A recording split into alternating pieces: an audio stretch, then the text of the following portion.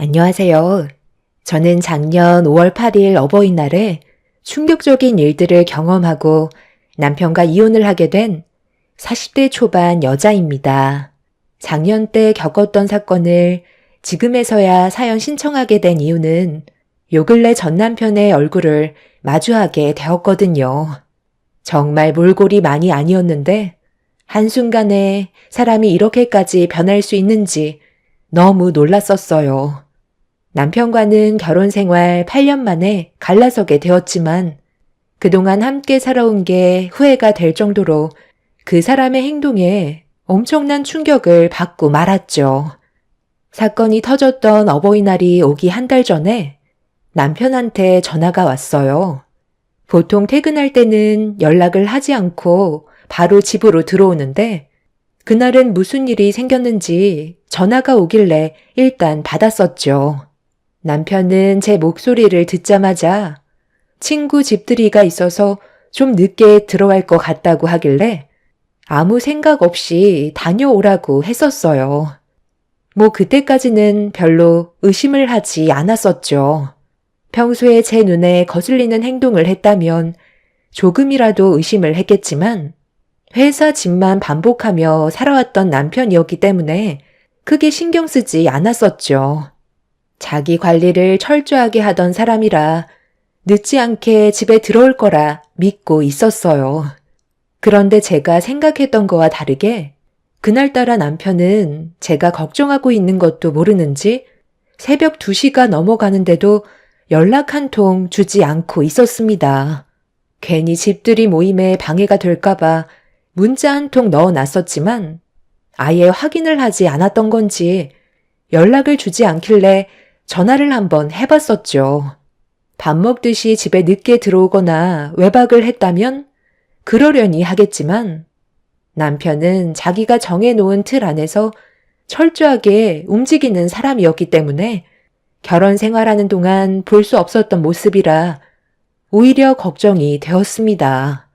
술을 많이 마셨던 건지 핸드폰 전원까지 꺼져 있는 상태였어요. 결국 그날 잠 한숨 못 자고 남편을 기다리게 되었고 아침이 밝았지만 집에 들어오지 않았습니다. 결국 잠 한숨 못 자고 출근 준비를 하고 있는데 몇 분 전까지만 해도 연락이 안 되던 남편이 다시 전화가 왔어요. 잠도 못 잔 상태라 짜증이 엄청나게 올라 버렸었죠. 당신 지금 이게 뭐 하는 짓이야? 이럴 거면 애초부터 집에 못 들어올 것 같다고 말을 하던가. 사람 속 뒤집어지게 이런 식으로 행동해야 되겠어?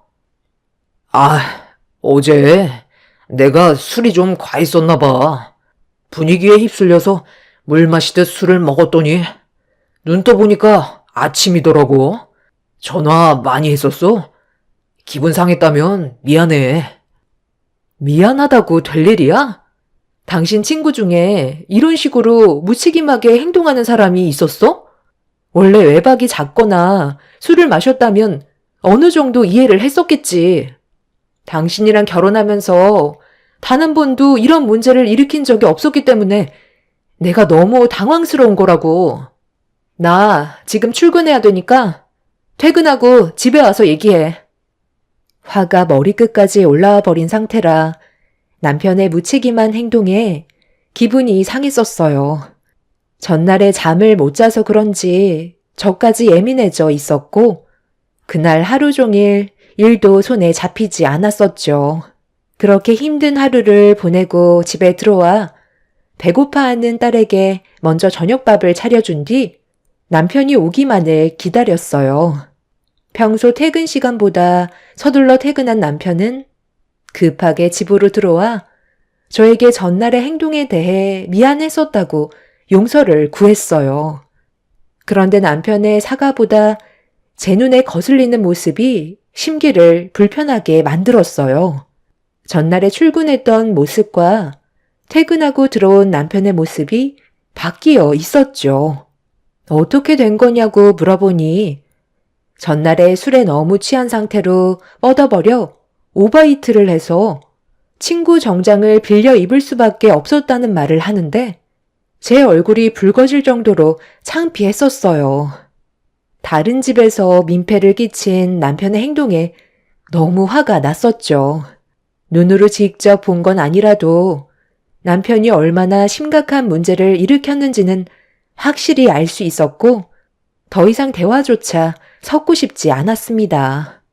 그렇게 좋지 않은 분위기 속에서 제 눈치만 보고 있던 남편이 그날따라 무언가 불편해 보이는 표정을 보이면서 전날 과음을 해서 많이 피곤하다고 먼저 들어가 쉬어야겠다며 방으로 들어가더라고요.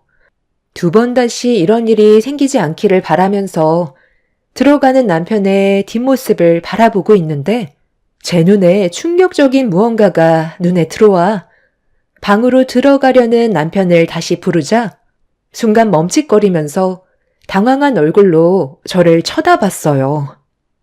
나 많이 피곤한데 다음에 얘기하면 안 될까?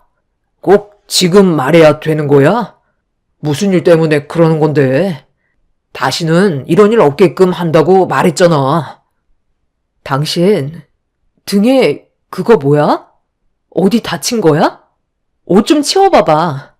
등에서 지금 피가 흐르고 있잖아. 꽤 많이 다친 것 같은데? 왜 나한테 말을 안 했어?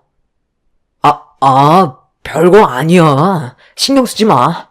어제 일이 잘 기억은 안 나는데 잠깐 긁혔나 봐. 어차피 시간 지나면 괜찮아지는데 굳이 보여줄 필요는 없잖아. 그게 지금 말이라고 하는 거야? 셔츠가 빨갛게 물이 들 정도로 피가 많이 흐르고 있는데 오늘 하루 종일 이 상태로 일을 했던 거야? 도대체 술 먹고 뭘 했길래 이래?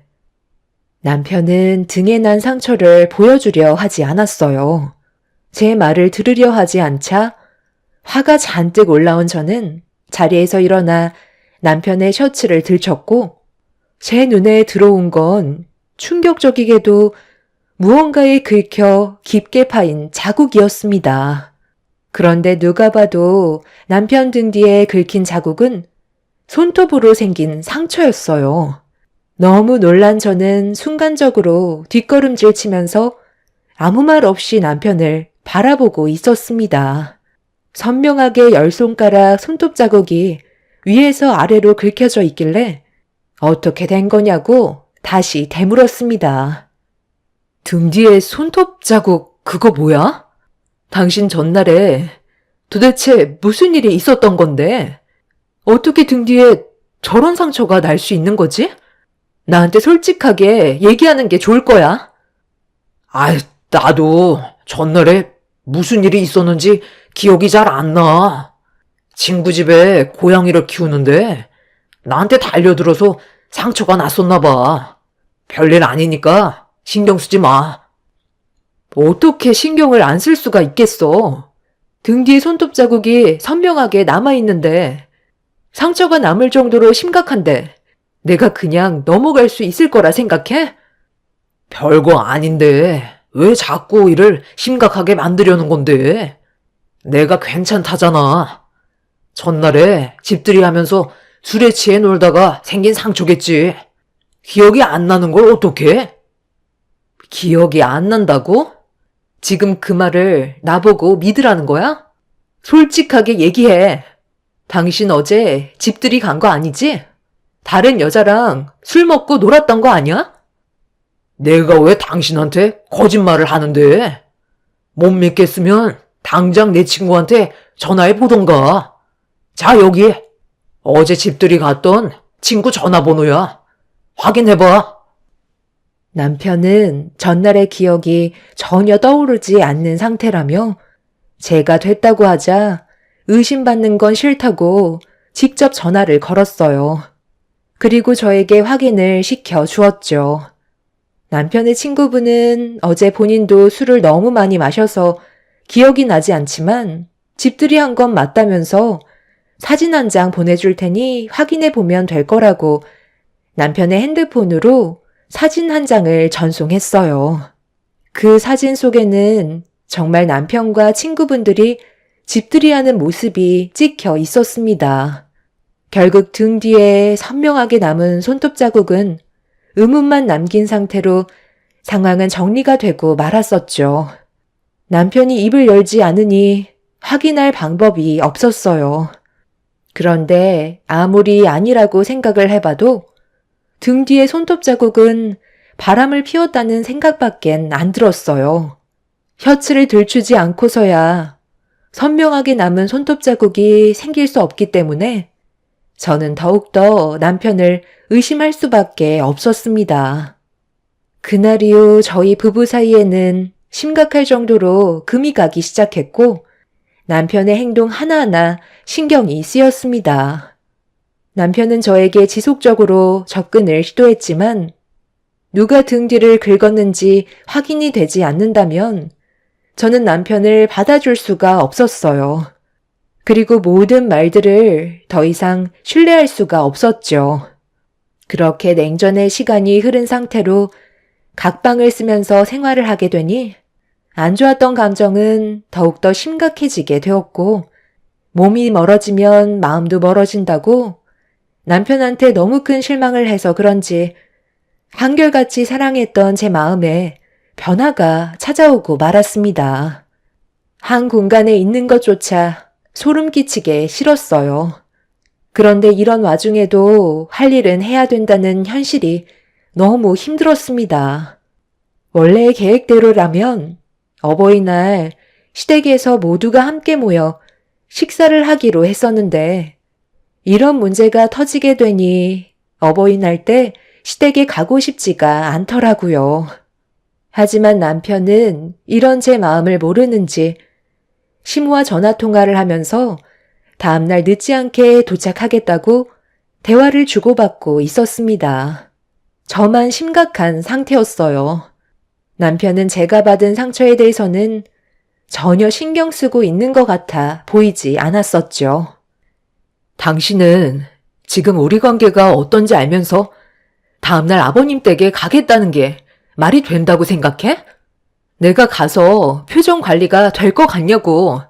생각이 그렇게 없어? 그럼 나보고 어떻게 하라는 거야? 엄마가 먼저 전화하셔서는 나한테 늦지 않게 오라고 못을 박으셨는데 이런 일 때문에 가기 힘들 것 같다고 어떻게 말씀드려?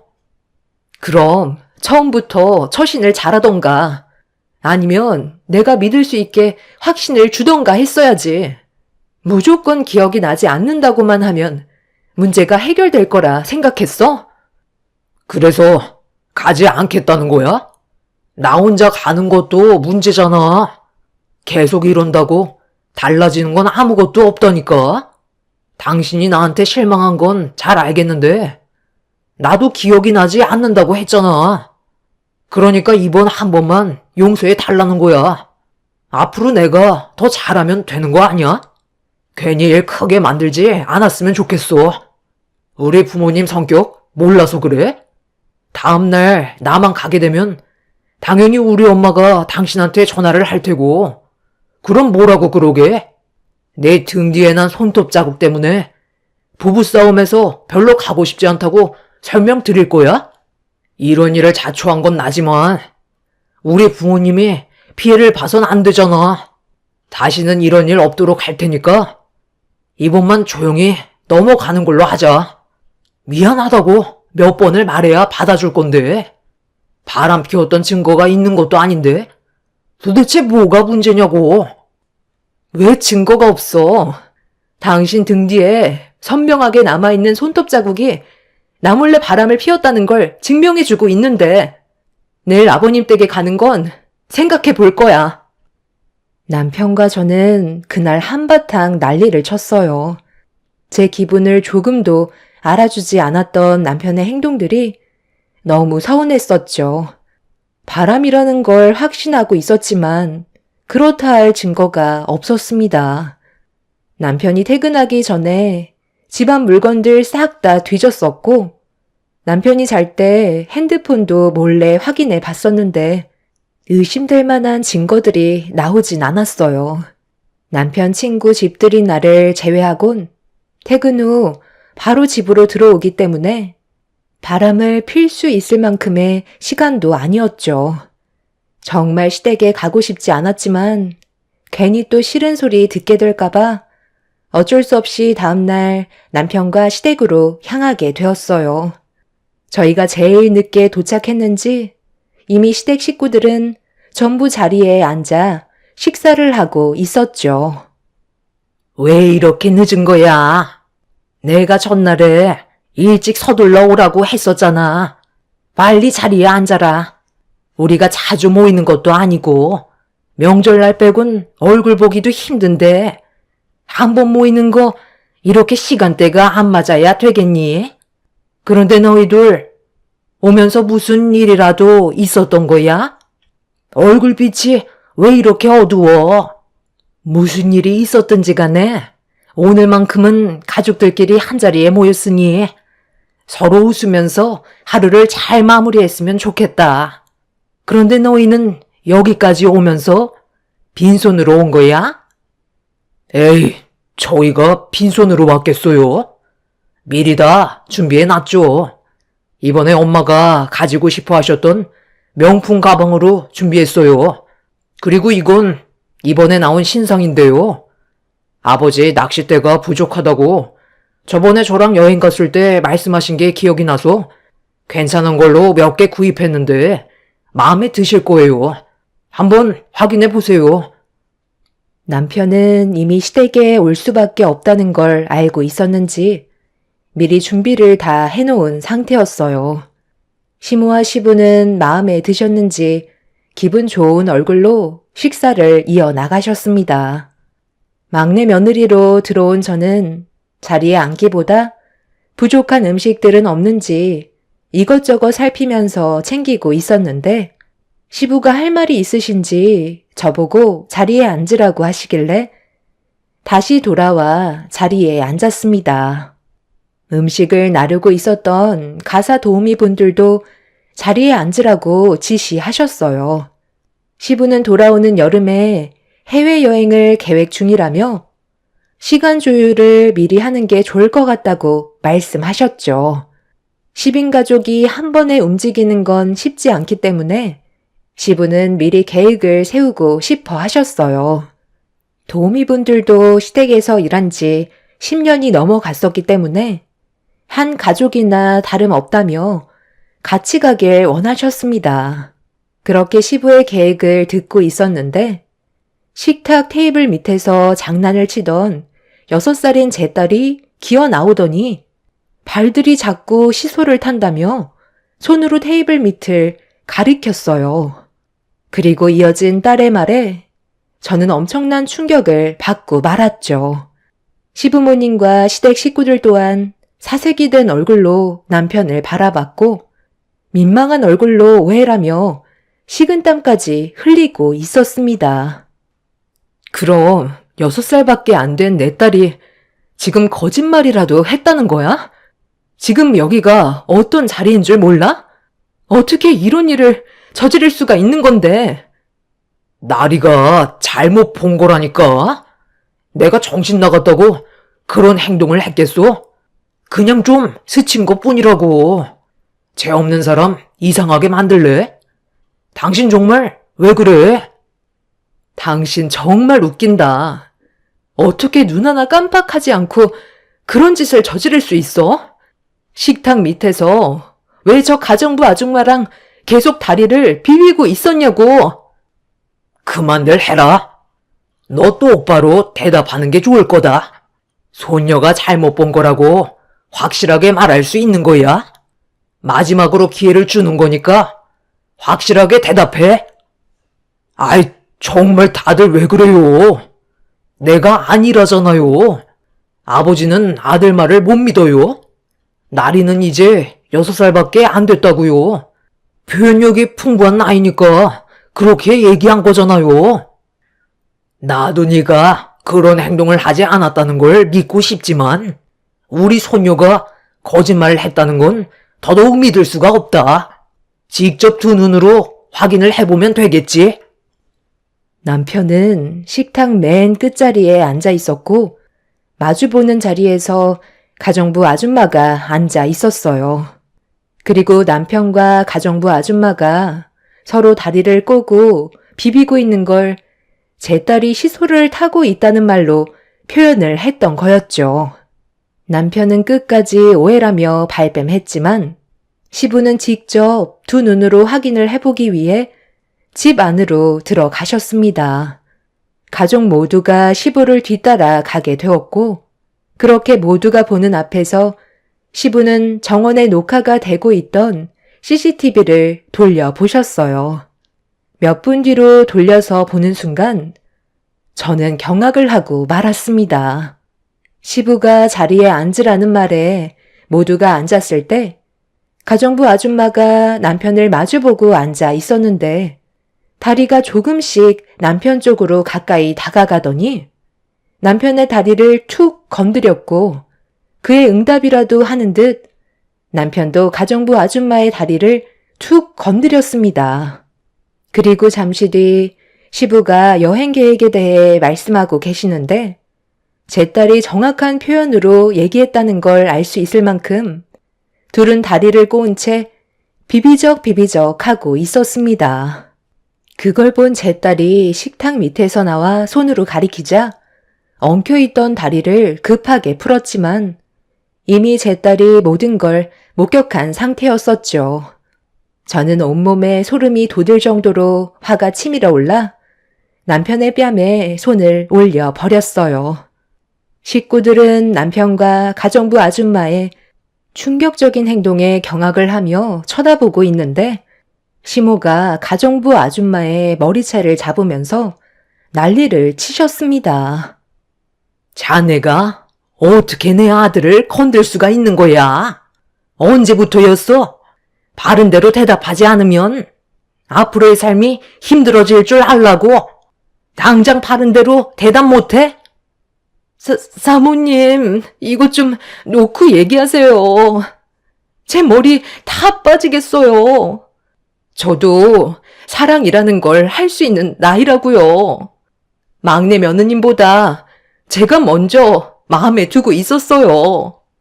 저희는 얼마 전에도 서로를 향한 마음이 진심이라는 걸 확인했었다고요.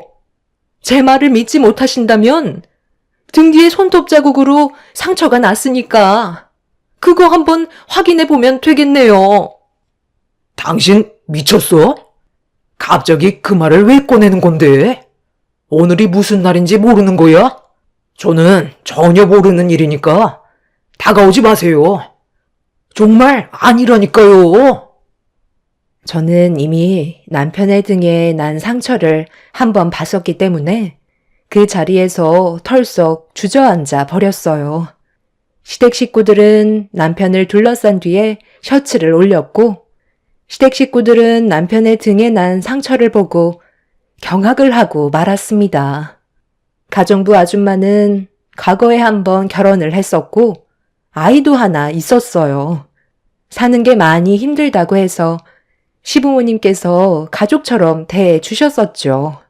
그런데 절대로 해선 안 될 행동을 저지른 남편과 가정부 아줌마의 분류는 저에게 엄청난 충격을 가져왔고 시부모님도 제대로 서 있지 못하셨는지 비틀거리셨습니다. 그런데 가정부 아줌마가 꺼낸 한마디가 저희 가족들에게 또 다른 충격을 안겨주었고 저는 입을 다물지 못했어요. 저를 가족처럼 생각해 주신 건 정말 감사하지만 저도 이런 감정을 떨쳐내려고 엄청 노력했었어요. 하지만 사람 마음이라는 게 쉽지 않잖아요. 함께 지낸 시간이 있어서 그랬는지 막내 아드님한테 계속 눈길이 가게 되었고 저도 모르게 이끌리는 마음을 멈출 수가 없었어요. 이미 명호 씨 옆자리에는 아가씨가 차지하고 있는데도 제 마음은 변함없이 명호 씨를 향해 있었죠. 그러다 작년 이맘때쯤에 아가씨랑 명호 씨가 서로 얼굴 붉히며 다툰 적이 있었잖아요. 그때 제가 옆에서 말동무를 해준 적이 있었는데 명호 씨가 저한테 갑자기 입을 맞추더라고요. 저는 술이 너무 많이 취해서 그런 줄 알았어요. 그런데 시간이 지날수록 저를 대하는 행동들이 점점 대범해졌고 결국 저희는 진심으로 사랑하는 사이가 되었던 거예요.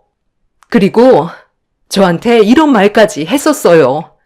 이 집은 어차피 사남매 중 막내인 자기 거라며 사모님께 확답까지 받았다고 여기서 나갈 필요도 없다면서 함께 평생 같이 살자는 말로 저를 더 혹하게 만들었는데 누가 120평이나 되는 평창동 주택을 거절하겠어요. 비록 떳떳한 관계는 아니지만 저희는 정말 진심으로 사랑하는 사이라는 걸 알아주셨으면 좋겠어요. 명호 씨도 무슨 말이라도 해봐. 여보, 당신한테 정말 미안해. 나도 가정을 깨지 않으려고 그동안 정말 열심히 노력했었어. 하지만 사랑 감정이라는 게 그렇잖아. 한 번 마음을 주니까 두 번은 어렵지 않더라고. 저번에 당신한테 집들이 했다는 것도 거짓말이었어. 어차피 우리 관계 이렇게 된 거 여기에서 정리하도록 하자. 사랑은 원래 변하는 거라고. 당신 정말 정신 나갔구나. 우리 나리는 어쩌고 아빠 없는 자식으로 만들게? 왜 이렇게 생각 없는 행동을 저지른 거야? 내가 뭐가 부족해서 이런 일을 만들었냐고. 제가 남편의 멱살을 잡고 난리를 치자 가정부 아줌마가 저와 남편 사이를 말리기 시작했어요. 그런데 갑자기 둘째 형님이 저와 가정부 아줌마를 밀치더니 남편의 뺨을 올려 붙였습니다. 한 번도 아닌 수차례 뺨을 올리는데 둘째 형님의 한마디에 온 시댁은 아수라장이 되어버렸고 시모는 뒷목을 잡고 쓰러져 버리고 말았어요. 너 정말 쓰레기였구나. 좀 전까지만 해도 나한테 사랑한다고 하지 않았어? 화장실에 잠깐 다녀왔을 때 문 앞에서 나 기다리고 있다가 방으로 끌고 들어갔었잖아. 우리 관계는 어떻게 할 건데? 도대체 어디까지가 거짓말인 거야? 내 몸과 마음을 당신한테 다 줬는데 고작 저딴 가정부 아줌마한테 정을 줘? 내 마음 뺏어간 거 당장 돌려놔. 너 때문에 내 인생까지 망쳐버렸다고. 아버님, 저 나쁜 놈 때문에 저까지 제대로 된 생활을 할 수 없었어요. 아니, 이게 또 무슨 말이냐? 명호 너 지금 이게 어떤 상황인지는 아는 거야? 그리고 오늘이 무슨 날인지 알면서 이런 일을 저질러? 대답 좀 해보라고. 사남매 중 막내인 남편 위로 아주버님 두 분과 손이 신우가 있었어요. 남편은 고개를 떨궜고 둘째 아주버님이 남편의 얼굴에 주먹을 올렸어요. 절대로 있어서는 안 될 일들이 벌어지고 만 거였죠. 드라마에서나 볼 법한 일들이 눈앞에 펼쳐지고 있었는데 저는 다리에 힘이 풀려 아무것도 할 수가 없는 상태로 눈앞에 보이는 충격적인 광경을 감당할 수밖에 없었습니다. 한 명도 아닌 두 명이나 불륜관계를 맺은 남편은 제가 그동안 알고 있던 사람이 아니었어요. 뒤늦게 알게 된 사실이지만 남편의 회사는 시간적으로 상당히 자유로운 일이었어요. 회사에서 정해놓은 일만 빨리 끝나면 곧바로 퇴근할 수 있는 구조로 되어 있었죠. 남편은 그동안 저에게 항상 저녁 7시쯤에 퇴근하는 걸로 얘기했었는데 어쩔 때는 오전에 업무가 끝날 때도 있었다는 걸 뒤늦게 알 수 있었습니다. 가정부 아줌마도 용서할 수 없었지만 한 가족인 둘째 형님이 남편과 깊은 관계였다는 건 절대로 용서할 수가 없었어요. 결국 저는 두 사람과 남편에게 상간소송을 진행했고 뒤도 안 돌아보고 이혼을 선택하게 되었습니다. 그리고 시부모님께서도 집안에 먹칠한 남편을 받아들일 수 없다면서 인연을 끊어버린 뒤 두 번 다시 얼굴을 보려 하지 않았습니다. 둘째 형님 내외도 이런 일들로 인해 이혼을 선택하게 되었는데 가정부 아줌마와 둘째 형님은 남편을 차지하겠다고 서로 머리채를 잡고 뒹굴며 난리도 아니었어요. 저는 그런 모습을 더 이상 보고 싶지가 않아 제 딸을 데리고 다시 새롭게 시작을 하게 되었죠. 아무 소식도 듣고 싶지 않았어요. 남편과 이혼을 하고 친정집으로 들어와 부모님의 도움을 받으면서 사는 동안 어떠한 소식도 들으려 하지 않았습니다. 그 사람이 언젠가 가정을 깨버린 잘못에 대해 벌을 받길 간절히 원하고만 있었습니다. 저희 부모님께서도 남편의 행동으로 인해 많은 실망과 상처를 받으셨죠. 한 사람 때문에 많은 사람들이 피해를 보게 됐었고, 두 번 다시 기억하고 싶지 않았던 날들이었습니다. 그런데 남편과 이혼을 한 지 1년 만에 저희 집에 찾아왔어요. 저는 가족들과 외식을 하려고 나가려는데 현관문 앞에 남편이 고개를 떨군 채 서 있었습니다. 아빠는 여기가 어디라고 오냐고 멱살을 잡은 뒤 패대기를 쳤지만 저항 한번 하지 않고 힘없는 사람처럼 픽 쓰러져 눈물을 흘리고 있었어요. 제 딸은 오래간만에 본 자기 아빠를 보며 어디 아픈 것 같다고 눈물을 흘리면서 품속에 안겼는데 차마 떼어낼 수가 없었습니다. 여긴 어쩐 일이야? 왜 온 건데? 무슨 말을 하던지 나는 듣고 싶지 않으니까 당장 돌아갔으면 좋겠어. 그동안 우리가 마음 잡고 사느라 얼마나 힘들었는지 알아? 정말 미안해. 내가 잠깐 어떻게 됐었나 봐. 당신이 내 인생에 제일 소중한 사람이었는데 그걸 몰랐던 내가 너무 한심스러워. 우리 다시 시작하면 안 될까? 앞으로 두 번 다시 과거에 있었던 일을 반복하지 않을게. 제발 내 옆에만 있어주면 안 돼? 그동안 나 너무 힘들었어. 내 모습을 보면 당신도 알 수 있잖아. 우리 부모님이 옆에 있을 때는 모든 것들이 두렵지가 않았었는데 당신이랑 일이 이렇게 되고 난 후부터 가족들과 등지며 살게 되다 보니 내 인생은 순식간에 나락으로 떨어지더라고. 나를 사랑한다고 했었던 그 사람들도 진실한 사랑이 아니어서 그랬는지 금방 식어버렸고 둘 다 내 곁을 떠나 새 삶을 찾았더라고. 그리고 내 주위에 남겨진 건 아무것도 없다는 걸 그때 처음 알게 되었고 너무 외롭고 쓸쓸한 거야. 우리 부모님은 벌써 다른 지역으로 이사를 가셔서 찾을 수도 없는 상태고 형들이랑 누나도 이미 연락이 끊어진 지 오래야. 내가 잘못한 거 충분히 받아들일 수 있지만 외로운 건 못 참겠어. 당신한테는 말을 안 했지만 내가 회사에서도 부정한 관계가 있었거든. 부장님 와이프랑 잠깐 그랬는데 그래서 잘 다니던 회사에서도 잘리게 되면서 혼자 집에 있는데 왜 이렇게까지 됐나 싶더라고.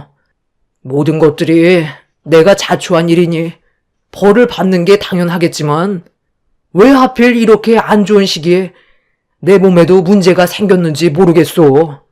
나 정말 살고 싶은데 병원에 찾아가니 마음의 준비를 하라더라고. 전립선암 4기 판정을 받고 나오는 길이야. 내가 의지할 곳이 결국 당신 곁이라는 걸 뒤늦게 알게 됐을 땐 이미 늦었다는 걸 알지만 빈털터리가 된 나를 다시 받아줄 수 없을까? 우리 딸 나리와 마지막 시간을 함께 보내고 싶어. 당신만 괜찮다면 나에게 남은 몇 달의 시간을 함께 보낼 수 있게 허락해주면 남은 인생 당신을 위해 최선을 다해 살아가도록 할게. 나한테 마지막으로 기회를 주면 안 될까? 이렇게 무릎 꿇고 빌 테니까 한 번만 용서해줘. 남편은 저에게 병원에서 받은 진단서를 보여줬어요. 남편은 전립선암 4기로 길어야 6개월 정도의 시간이 주어진 상태였죠. 전립선암이라는 게 통증도 없어서 쉽게 확인이 될 수 있는 암이 아니라는 걸 그때 처음 알았습니다. 제 딸은 남편의 얼굴이 반쪽이 된 모습을 바라보며 눈물을 계속 흘리고 있었어요. 하필 어버이날 때 찾아와서 저희 가족은 기분이 말이 아니었습니다. 혼자서 즐길 거 다 즐긴 뒤 이제 떠나게 될 시간이 되니 주위에 아무도 없으니까 생각이 나는 사람이 저밖에 없다는 걸 뒤늦게 깨닫고 찾아온 남편이 너무 한심했어요. 처음부터 잘했으면 이런 일도 없었을 텐데 결국 뒤늦은 후회를 해봤자 달라지는 건 아무것도 없었죠. 문제는 그날 남편이 다녀간 이후 제 딸이 계속 아빠를 찾고 있습니다. 또 언제 얼굴을 볼 수 있냐고 저에게 재촉하고 있어요. 침착하게 설명을 했지만 아직 어린 나이라 제 말을 전부 다 이해하지는 못하는 것 같습니다. 불과 어제 일어난 일이고 앞으로 제가 어떻게 해야 될지 모르겠어요. 남편이 자기 핸드폰 번호와 집 주소가 적힌 쪽지를 건네줬지만 이미 법적으로 남이 되어버린 상태고 저는 아직 그날의 상처가 아물지도 않았는데 남편이 암이라는 이유 하나 때문에 제가 옆에 있어줘야 하는 건지 모르겠어요. 여러분들께서는 제가 어떤 결정을 내리면 좋을 것 같으세요? 제 딸을 위해서라도 마지막 순간을 함께 해줘야 되나요? 아니면 그 사람이 세상을 떠나든 말든 신경도 쓰지 않아야 되나요? 시부모님께 전화를 해서 이런 상황을 설명했지만 남편이 세상을 떠나도 신경조차 쓰지 않는다며 전화를 끊어 버리셨습니다. 저도 매몰차게 그 사람을 걷어차는 게 올바른 행동일까요? 머릿속이 많이 복잡한 상황입니다. 여러분들께서 저에게 지혜를 나눠주시면 많은 도움이 될 것 같습니다. 한번 맺게 된 인연이 저를 끝까지 물고 늘어지니 너무 힘드네요. 제 사연을 들어주신 분들의 가정에는 항상 행복과 웃음만 가득하셨으면 좋겠습니다. 감사합니다. 안녕하세요. 저는 30대 후반 여자입니다. 사람이 살다 보면 이런저런 일 다 겪게 되지만 이번에 동서와 시모가 가지고 있던 비밀들이 생각지도 못한 상황에서 밝혀지는 순간 한바탕 돌이킬 수 없는 결과를 가져오게 되었죠. 의사인 동서가 며느리로 들어오면서 저는 찬밥 신세나 다름없을 만큼 시모는 저에 대한 관심이 조금도 없었어요. 그래도 동서가 들어오기 전에는 저를 딸처럼 대해주셨지만 한순간에 바뀐 시모의 행동들이 제 마음에 서운함을 남겼습니다. 그래도 과거에 좋았던 기억들이 다시 예전처럼 시모와 좋은 관계로 돌아갈 수 있을 거라 생각해 항상 긍정적으로 받아들이면서 크게 불만을 가지지 않으려 노력하고 있었죠. 그런데 어느 날 주말에 시부모님께서 부르셔서 남편과 함께 시댁에 들리게 되었는데 그 자리에 동서내외가 먼저 도착해 있더라고요.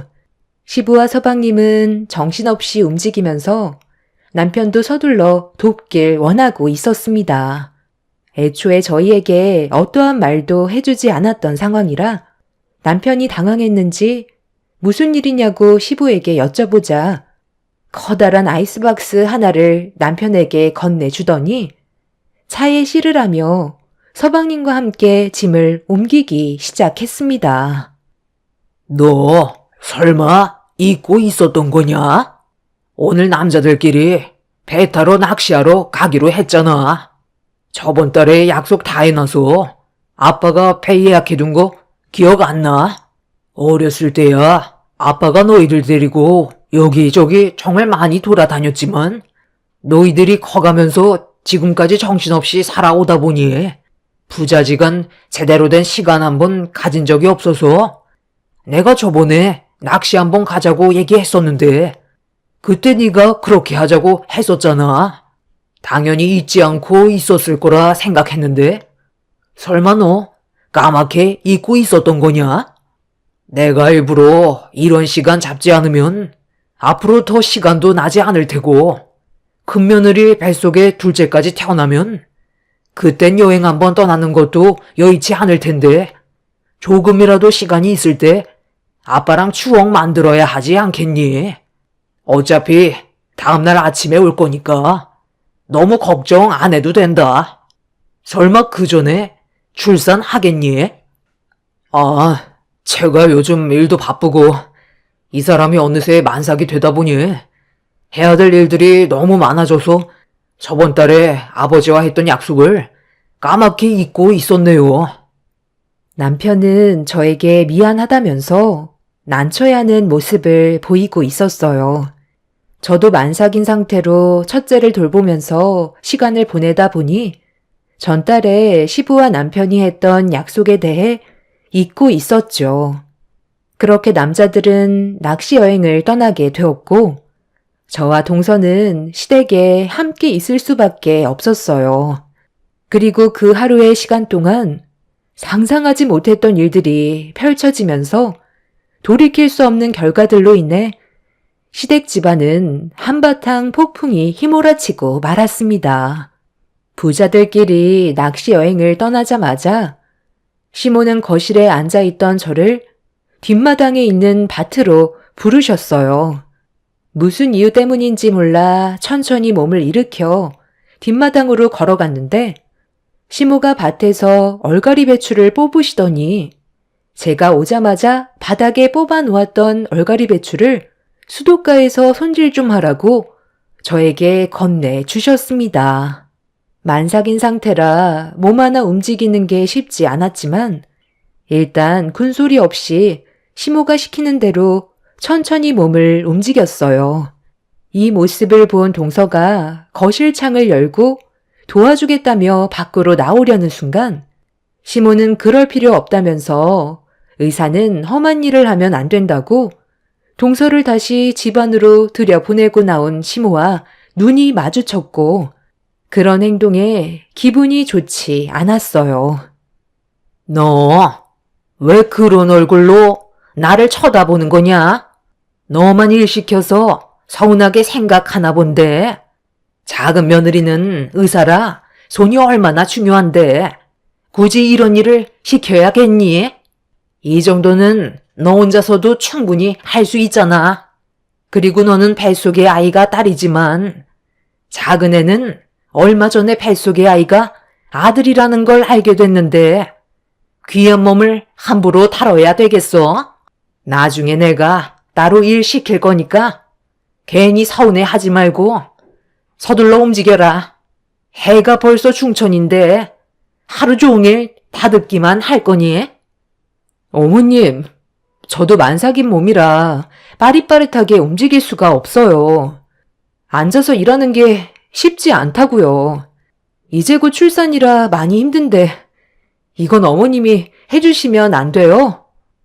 나는 너 때 출산 직전까지 일하면서 다 해왔다. 아직 멀쩡해 보이는구만.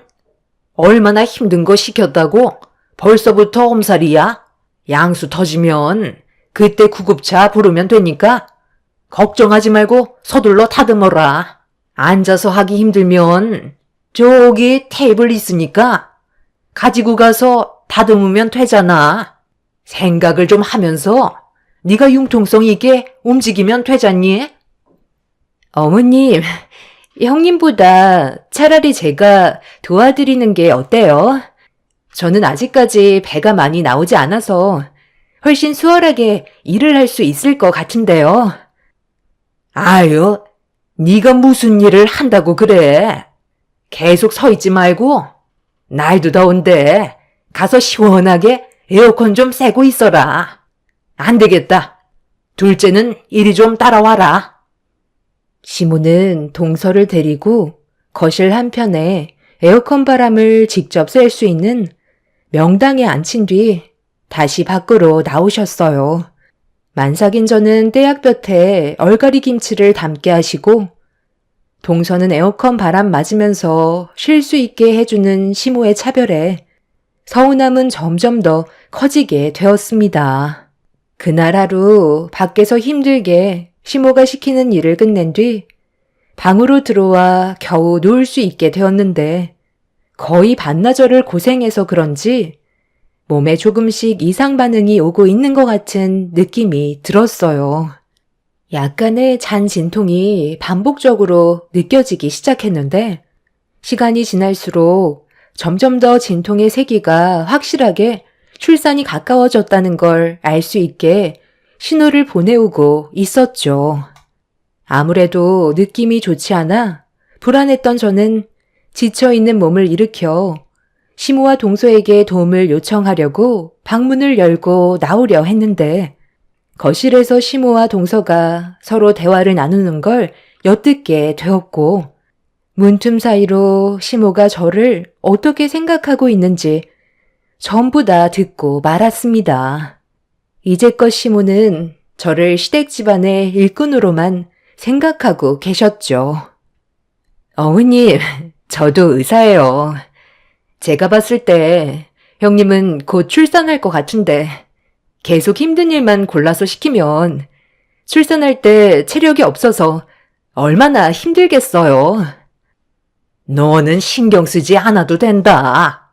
어차피 별거 없이 몸뚱이 하나 가지고 우리 집 며느리로 들어왔는데 이 정도는 아무것도 아니지. 쟤는 머리 쓰는 일보다 몸 쓰는 일이 훨씬 몸에 맞다니까. 고등학교 졸업하자마자 먹고 살겠다며 사회로 뛰쳐나와 지금까지 몸 쓰는 일만 했는데 너랑 비교가 되니?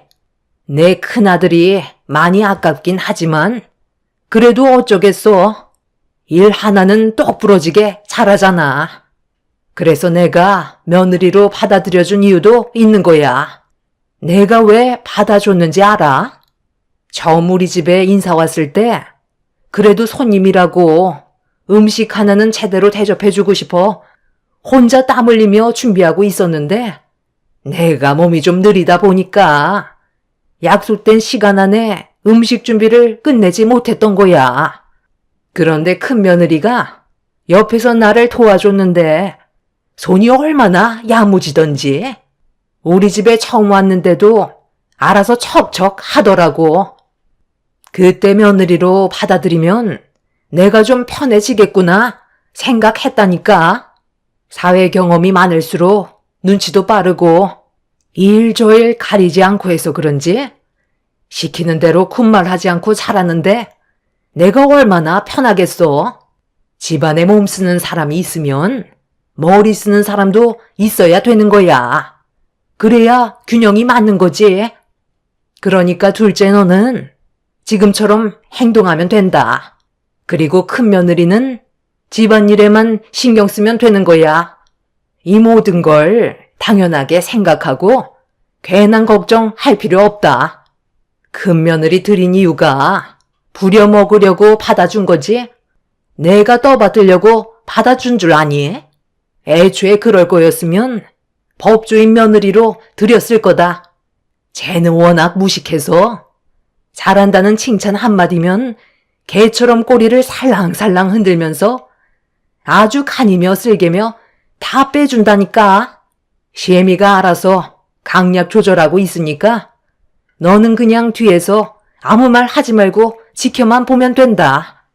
그나저나 뱃속에 있는 우리 손자는 언제 세상 밖으로 나오려나?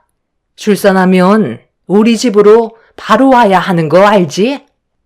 그동안 시댁 집안의 며느리로 살아오면서 시모가 저를 딸처럼 대해주시고 항상 아껴주시려고 노력하시는 줄 알았었는데 그건 전부 저를 움직이게 하려는 시모의 계획적인 행동들이었어요. 거실에서 동서와 나눈 대화를 듣게 된 저는 충격을 크게 받았는지 갑자기 진통이 크게 오기 시작했고 아픈 배를 움켜쥐는 순간 다리 사이로 양수가 터지고 말았습니다. 제가 방문을 활짝 열어 비틀거리며 나오자 화들짝 놀란 시모와 동서는 양수가 터진 저를 보며 많이 놀란 듯 저에게 달려왔고 제가 쓰러지자 동서는 곧바로 119에 도움을 요청한 뒤 이어서 시부에게 전화를 걸어 몇 시간 뒤면 출산할 것 같다면서 양수가 터졌다고 소식을 전해 주었어요. 그렇게 저는 동서의 도움을 받아 응급실에 도착할 수 있었고, 몇 시간 뒤 낚시를 갔던 남편이 도착해 제 옆에서 자리를 지켜주었습니다. 알고 보니 남편이 계속 불안해하길래 저녁에 철수하고 있었다는 걸 알 수 있었어요. 배 타고 나가서 출산날 못 올 줄 알았는데 남편이 저에게 가봐야 할 것 같다며 시부에게 불안감을 계속해서 보이자 어쩔 수 없이 배를 돌리게 되었다는 걸 알게 되었죠. 남편에게 너무 고마웠고, 그렇게 저는 6시간의 진통 끝에 이쁜 딸을 안아볼 수 있었습니다. 거의 실신 직전까지 갔던 상태였지만 큰 사고 없이 출산을 해서 다행이라고 생각하고 있었는데, 옆에 계셨던 시모가 뭔가 불만이 있으신 듯한 표정을 보이셨어요. 둘째까지 나왔으니 앞으로 더 바빠질 텐데 그럼 우리 집안일은 누가 하나? 둘째가 아들이었으면 딱 좋았을 텐데 또 딸이라서 많이 아쉽네. 엄마는 무슨 말을 그렇게 하세요? 딸이든 아들이든 요즘 시대에 그게 그렇게 중요해요? 출산율도 저조한 시대에 건강하게 태어나 준 것만도 얼마나 고마운 일이에요. 요즘 엄마는 이 사람이 하는 일들 전부 마음에 안 들어 하시는 것 같아 보이는데 도대체 뭐가 문제예요? 지금까지 불평불만 한마디 없이 엄마가 시키는 꾸준 일을 묵묵히 해왔으면 그래도 출산했는데 고생했다는 말 한마디 해줄 수 있는 거 아니에요? 좋은 말 해주시지 않을 거면 그만 나가주세요. 내가 뭘 그렇게 잘못했다고 그러는 거야. 애가 이제 둘이나 되니까 앞으로 집안일을 제대로 시킬 수 없을 것 같아서 하는 말이었을 뿐인데 그거 가지고 꼭 그렇게까지 화를 내야 되겠니? 어찌됐든 출산하는 건 봤으니까 나는 이제 들어가 보련다. 그런데 사돈분들은 아직도 멀었다니? 하기야 남해에서 강원도까지 오시는데 대중교통을 이용해서 오셔야 하니 얼마나 오래 걸리시겠어? 얼마 전에 사고 나서 폐차 안으로 새 차를 구입할 생각은 없으신 거야? 사람 일이 어떻게 될지 아무도 모르는데 차 한 대 정도는 서둘러 구입을 하셨어야지. 너희 집안을 보면 시골 사람들이라서 그런지 하나같이 무식이 자리 잡고 있는 것 같다. 사돈, 무식이라뇨? 방금 하신 말은 좀 심하신 것 같은데요? 저희도 사정이 있으니까 차를 구입하지 못하고 있는 건데 어떻게 제 딸 앞에서 그런 말을 함부로 하시는 거죠? 얘 선주야, 너 그동안 사돈한테 이런 대우를 받고 있었던 거니? 오늘만큼은 제 딸한테 좋은 말 해줘도 모자라는데 어떻게 우리 집안이 무식하다는 말로 제 딸에게 상처를 줄 수가 있어요? 김서방, 이게 어떻게 된 건가? 나한테는 항상 사돈이 내 딸을 친딸처럼 대해준다고 하지 않았나? 시모의 잘못된 입놀림에 출산 전날 양가 집안의 분위기는 심각하게 흘러갔고, 시부는 급하게 상황을 수습하려 했지만 시모가 저희 부모님께 조금도 사과할 생각이 없으셨는지 입을 굳게 닫으셔서 엄마의 목소리는 더욱더 높아지고 말았습니다. 서방님은 안 좋아진 분위기를 최대한 수습하려고 시모를 모시고 밖으로 나가려는데 저희 엄마의 말을 묵묵히 듣고 계셨던 시모가 갑자기 서방님의 팔을 뿌리치며 엄마한테 가까이 다가가 면전 앞에다 삿대질을 하면서 화를 내셨어요. 보잘것없는 사돈 집안의 딸내미를 며느리로 들어줬으면 감사하게 생각할 줄 알아야지. 어따 대고 지금 나한테 큰 소리야. 이것 봐요. 내가 왜 욕을 먹어야 하는 건데. 가뜩이나 둘째도 딸이라서 기분이 좋지 않고만 우리 집안한테 죄송하다는 말부터 해야 되는 거 아니에요? 대기업 다니는 잘난 내 아들 그쪽 사이 만들어준 것만도 저희가 얼마나 많은 손해를 봤는지 아세요? 100번 철을 받아도 모자랄 판에 어디서 감히 큰 소리야? 번듯한 직장이 있는 것도 아니고 내세울 거라곤 몸 쓰는 것밖엔 없으면서 고래 자기 딸이라고 감싸고 도는데 분위기 파가면서 눈치껏 좀 행동하세요. 가뜩이나 마음에 들지 않는 거 참고 있으니까 제가 만만하게 보이세요? 불만이 있으면 다시 데려가던지요. 제 아들이랑 결혼하겠다고 줄 서 있는 여자들이 한 트럭이에요. 내가 두 발로 나갈 거니까 건들지 마라. 시모는 산부인과가 떠나갈 정도로 저희 엄마한테 화를 내셨어요. 저희 가족이 왜 욕을 먹어야 하는 건지 전혀 이해를 하지 못하고 있었죠. 저는 며느리로서 최선을 다했고 번듯한 직장이 없더라도 아이를 가지기 전까지는 정말 열심히 살았었는데 부모님이 저 때문에 안 좋은 소리를 들으시는 것 같아 너무 기분이 안 좋았어요. 결국 서방님이 시모를 겨우 모시고 나가면서 한바탕 난리가 났던 양가 집안 분위기는 가라앉힐 수 있었습니다. 그날 시부는 저희 부모님께 몇 번이나 죄송하다면서 고개를 숙였고 남편과 서방님 또한 아무 말도 하지 못한 채 고개만 떨구고 있었습니다. 그리고 저는 그런 안 좋은 상황이 생기게 된 이후 시모의 얼굴을 더 이상 볼 수가 없었어요. 시모도 저에게 더는 연락을 하지 않으셨습니다. 그렇게 얼마의 시간이 지났을 때 이른 아침부터 시모가 갑자기 저희 집 문을 두드리시면서 목소리를 높이셨어요. 출근 준비를 하던 남편이 당황해서는 현관문을 열어드렸는데 들어오자마자 거실에서 아이를 돌보던 저에게 한마디 상의도 없이 일을 저질렀다고 신발도 벗지 않으신 채 무작정 거실로 들어오셨어요. 그리고 저에게 달려들려 하시는 걸 남편이 겨우 붙잡을 수 있었죠. 아침부터 갑자기 이게 무슨 짓이에요? 상황 설명도 없이 신발을 신고 무턱대고 들어오시면 어쩌자는 거냐고요? 저 이제 출근해야 되는데 연락이라도 좀 하고 오셔야죠. 밤새 아이가 잠도 안 자고 울어대서 이제야 겨우 재웠는데 엄마 때문에 다시 깨겠다고요. 도대체 요즘 들어 왜 그러시는 거예요? 뭐가 그렇게 문제인데요? 너, 내 말 똑바로 들어. 사돈분들한테 집 알아봐 줬니? 지금 사돈분들 어디에 계시는 거야? 당장 전화해서 이쪽으로 오시라고 말씀드려라. 너는 엄마랑 상의 한마디 없이 이런 결정을 혼자서 내려? 내가 왜 너희 아빠랑 둘이 전화통화하는 걸 엿듣다가 알아야 하는 건데? 빨리 이쪽으로 달려오시라고 전화하라니까. 시모가 아침부터 찾아오신 이유는 남편이 저희 부모님께 집을 알아봐 준 거에 대해 불만을 가지고 계신 걸 알게 되었고 남편은 침착하게 설명을 해주고 있었어요.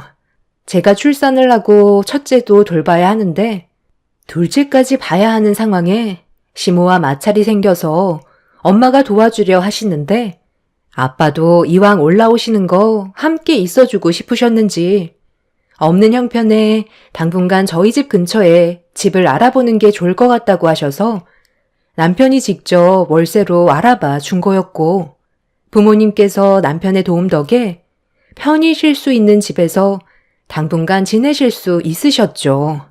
농사일을 하셨기 때문에 아빠는 한동안 동네 주민분께 부모님께서 해야 될 일을 부탁하고 저를 도와주신 거였어요. 너무 감사했고 부모님 덕분에 제가 편하게 몸을 회복시킬 수가 있었죠. 하지만 시모가 이런 일이 있었다는 걸 아시게 되면서부터 남편이 돈을 지불했다는 거에 화가 잔뜩 올라오셨고 결국 아침 일찍 찾아오셔서 난리를 치셨던 거죠. 남편은 저희 부모님께 전화를 하지 않고 계속 상황을 해결하려고 했지만 시모가 더욱더 난리치는 바람에 어쩔 수 없이 제가 부모님께 전화를 걸어 현재의 상황을 알리게 되었고, 그렇게 저희 집에 서둘러 들어오신 부모님께서 시모와 얼굴을 마주하셨어요. 집을 알아봐 줬으면 사돈께서 돈을 지불하셔야죠. 왜 제 아들이 월세를 내줘야 되는 거죠? 보증금도 5천만 원이나 들어갔다면서요. 그냥 사람 시키면 되는 거지. 뭐하러 이런 쓸데없는 돈을 낭비하는 건데요? 지금 당장 제 아들한테 보증금이랑 월세 돌려주시던지 아니면 그만 댁으로 돌아가시죠. 얼마나 오래 계시려고 월세를 알아봐요? 머리가 그렇게 안 돌아가시나? 이럴 돈이 있었으면 차라리 산후조리원을 알아보는 게 훨씬 좋겠네요. 시골 분들이셔서 계산이 안 되세요? 제가 그렇게 하자고 말씀드린 거예요. 저희 집에 잠깐 계시면서 도와주시려 했던 거 쉬실 때라도 편하게 쉬시라고 제가 알아봐 드린 거라고요. 장인어른께서 월세를 알아보셨는데 너무 비싸셔서 그냥 내려가려 하시길래 먼 길 오셨는데 여행 겸 좀 쉬다가 내려가시라고 단기간 월세를 제가 알아봐 드렸어요. 그게 잘못된 건 아니잖아요. 엄마 때문에 제가 장인어른 장모님께 해드리고도 마음이 편치가 않다고요. 계속 이런 식으로 행동하실 거면 얼굴 안 보고 사는 게 낫겠어요. 어제 장모님이 밤새서 같이 도와주시다가 새벽에 들어가셨다고요. 엄마는 이 사람이 출산하고 나서 단 한 번도 도와주신 적 없으신데 무슨 할 말이 있으세요? 남편은 그동안 많이 참았는지 시모에게 불만을 터뜨리고 말았어요. 남편은 저희 부모님이 쉴 때만큼은 편하게 지내시는 게 좋을 것 같다면서 월세를 알아봤던 거고, 그 결정이 잘못됐다고 생각하지 않았어요. 저희 집이 넓지도 않고 제대로 쉴 수 있는 공간도 없기 때문에 좋은 선택을 한 것 같았지만 시모는 저희 생각에 반대를 하고 계셨죠. 솔직히 산후조리원에서도 돈을 지불하지만 엄마가 옆에서 도와주시는 것과는 차원이 다르기 때문에 고민 끝에 결정한 건데, 시모는 이런 소식을 들으시고 아침부터 찾아오셔서는 한바탕 난리를 치셨어요. 남편이 물리적으로 시모를 집에서 모시고 나간 이후 밖에서도 한참 동안 대화를 나눴고, 그렇게 저희 집에 더 이상 오지 않으셨지만 마음이 불편한 건 여전했었죠. 이런 일이 있고 난 이후 동서의 귀에도 들어갔는지 전화가 왔길래 별일 없었다고 대충 둘러댄 뒤 통화를 끝냈습니다. 의사 동서는 시모의 눈치 때문에 저와 가까이 지내려 해도 중간에서 시모가 항상 끼어들다 보니 거리를 둘 수밖에 없는 듯 했어요. 동서가 식구로 들어온 지도 꽤 됐었지만 서로 교류가 많지 않아서 어색한 건 여전했었죠. 이런 일이 있고 난 이후 남편이 계속 신경이 쓰였는지 저희 부모님을 모시고 풍경 좋은 곳에 식사 자리를 마련해 주었어요. 그렇게 안 좋았던 일들은 잊어버리고 기분 전환을 하면서 남편 덕분에 즐거운 식사를 마무리한 뒤 식당에서 나와 산책로를 걷고 있는데 난간에 서서 풍경을 바라보고 있는 동서가 눈에 들어왔어요. 생각지도 못한 곳에서 동서를 만나 상당히 놀랐었죠. 서방님과 같이 온 줄 알고 물어봤는데 직원들과 함께 오래간만에 외출한 거라면서 어색한 미소로 저희 부부와 부모님께 인사를 드렸어요. 오래 대화하지 못하고 동서는 시간 때문에 들어가 봐야 할 것 같다면서 자리를 피해 주었고, 저희 가족은 마저 산책을 이어가려고 하는데 어떤 남자가 저에게 다가오더니 사진 한 장만 찍어달라며 부탁을 하길래 아무 생각 없이 난간에 서서 포즈를 취하는 남자를 찍어주려는데 핸드폰 화면이 꺼지길래 다시 켜는 순간 저는 그 자리에 얼어버렸고 제가 가만히 있자 저에게 다가온 남편은 화면이 꺼졌냐면서 카메라를 다시 켠 뒤 저에게 건네 주었어요. 그렇게 사진을 찍어준 뒤 남자에게 핸드폰을 건네줬는데 제가 누구인지 전혀 모르고 있는 것 같은 눈치였어요. 이미 동서는 멀리 가버렸는지 모습이 보이지 않았지만 저는 봐선 안 될 걸 두 눈으로 보게 되었죠. 서로 다른 방향으로 걸어갔지만 제가 봤던 남자의 핸드폰 속의 배경화면에는 동서의 얼굴이 확실했어요. 서로 포옹하고 있는 모습을 찍어서 배경화면으로 해놓은 그 남자는 누가 봐도 동서의 내연남이었고 저는 그때부터 오만 가지 생각을 하게 되었죠. 결국 이 사실을 저만 알고 있는 것보단 남편도 알아야겠다 싶어 순간적인 판단으로 남편을 붙잡아 멀리 걸어가고 있는 남자의 핸드폰 속에 동서의 얼굴이 있었다고 설명을 했어요. 그런데 제가 생각했던 거와 다르게 남편은 침착함을 유지하면서 임신한 동서가 어떻게 다른 남자를 만나냐고 제가 잘못 본 거 아니냐며 두 눈으로 확실하게 봤다고 말을 했는데도 믿어주지 않았습니다.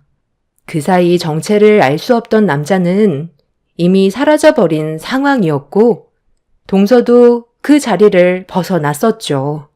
예상하지 못한 장소에서 동서를 만난 것부터가 의심스러운데 남편은 동서가 직원분들과 같이 온 거 아니냐면서 제가 그동안 스트레스를 많이 받아서 그런 것 같다고 심각하게 생각을 하지 않더라고요. 남편이 하도 믿지 않으니까 저도 잘못 봤나 싶어서 그날은 그냥 집으로 돌아왔었죠. 서방님과 동서의 사이가 너무 좋다는 걸 알고 있었기 때문에 남편의 말대로 제가 잘못 본 것 같아 그냥 넘어가기로 했었어요. 그날 이후 한 달 정도의 시간이 지나고 동서의 배도 거의 많이 불러와서 출산날이 가까워지고 있었는데 어느 날 시부가 지붕 보수를 하시다가 떨어지셔서 병원에 입원하셨다는 말에 남편과 함께 서둘러 병원을 가게 되었어요. 그리고 그곳에서 엄청난 충격적인 광경을 두 눈으로 목격하고 말았습니다. 시부는 다행히 크게 다친 건 아니셨는지 며칠 입원하셔서 치료를 받으신 뒤 퇴원하시면 된다는 의사의 말에 안심을 하고 있었는데 담당 의사의 얼굴을 보는 순간 입을 다물지 못했어요. 그 사람은 저번에 저에게 사진을 찍어달라고 부탁했었던 남자였고 동서와 같은 병원에서 근무하고 있던 의사 동료라는 걸 알 수 있었죠. 남편은 남자의 얼굴을 기억하지 못하는 것 같아 보이길래 어떻게 해야 할지 몰라 담당 의사가 병실에서 나가는 걸 보고 있었는데 시부 옆에 계시던 시모가 담당 의사의 뒤를 따라 나가길래 뒷모습을 지켜보고 있는데 주변을 살피던 시모가 갑자기 담당 의사의 팔을 잡곤 어디론가 데리고 가고 있었어요.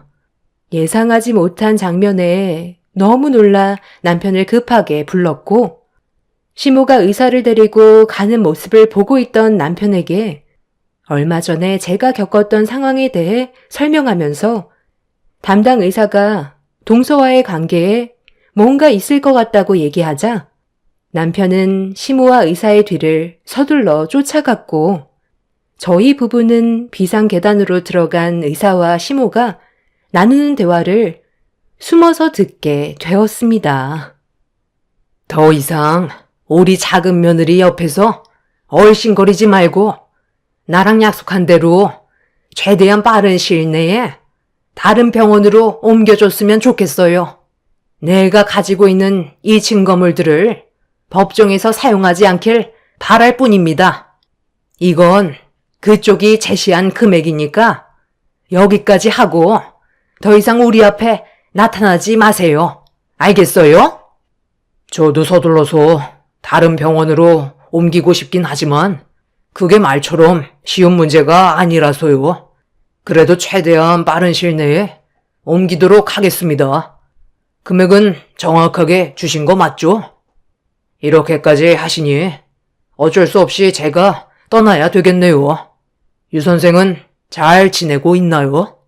한동안 얼굴을 안 봤더니 많이 보고 싶긴 한데 그래도 약속이니까 조용히 사라지는 게 좋겠죠? 그런데 뱃속의 아이가 누구 아이인지는 궁금하지 않으세요? 그쪽 아드님의 아이일지 아니면 제 아들일지 그게 제일 궁금하실 것 같은데요. 왜 이렇게까지 하시는지 이해를 할 수가 없지만 그래도 유 선생이 저를 먼저 찾는다면 어쩔 수 없이 만날 수밖에 없어요.